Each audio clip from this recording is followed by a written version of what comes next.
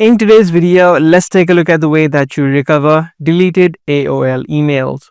If you mistakenly deleted some of your emails and you want to recover them, let me show you a couple of ways that you can do it.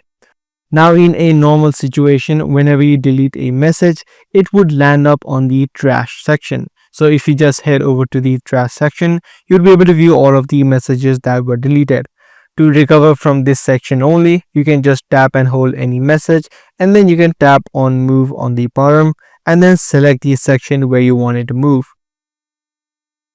Once you've done that, if you head back to that folder, you can see the message or the email now has been recovered. But if you have deleted the message from the trash section as well, the only way that you could recover is by contacting the customer support.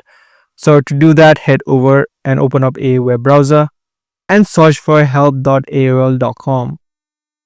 This way you'll be taken to the official site, and this way on the home page you'll be able to see the number that you can directly contact.